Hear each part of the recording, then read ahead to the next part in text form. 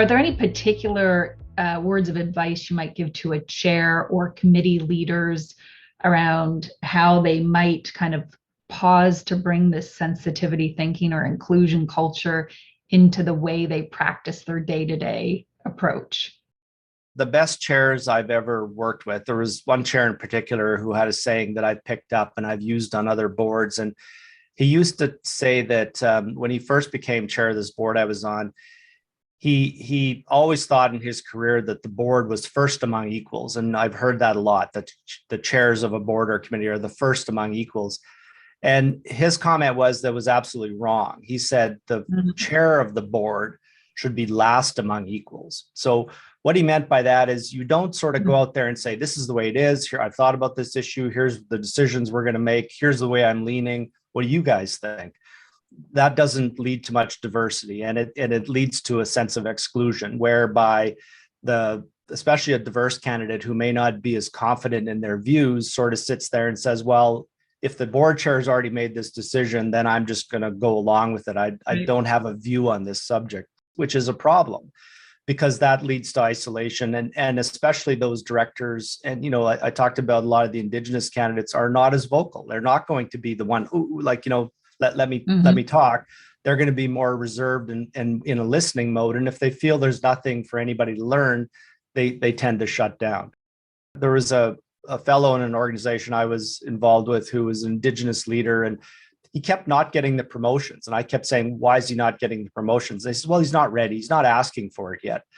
So I went to this individual and I said, you're capable, you're ready. It's your responsibility to take this promotion. He goes, okay, because that's the way Indigenous people think. You'll lead when you're asked to lead, not when you want to lead. And so a director or a chair of a committee who understands that is going to exclude Indigenous directors if they just allow self-selection to be leaders. So you need to create the opportunity for everybody to contribute. And then the last among equals is like this chair I talked about. If something's missing, he always said, I got your back. I'll raise something if something's missing, but I want the group to talk about it before I put my 2 cents in. And I think that's important, especially for diverse candidates, because they may not be as confident to, like I said, blow past other people's views and say, I got another perspective on this.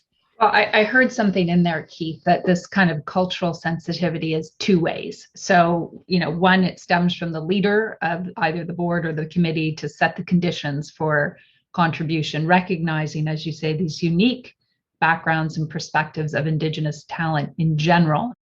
I also heard in there a request or a condition that Indigenous leaders joining boards should also move towards cultural inclusion by taking more initiative. Would there be any other advice to an Indigenous leader joining a board on what is their obligation? First of all, I think your obligation at the beginning is to make sure you're there for the right reasons. And it's hard to turn down a public company board if you've been selected simply to check a box. But I'll tell you, in my experience with directors who I know have been asked to do that, it's not a very rewarding board position, because there's a phrase, when you see a director who's a turtle on a post, you know that they were placed there. They didn't get there on their own. And you know that their next move is only a fall down. It's not a move up.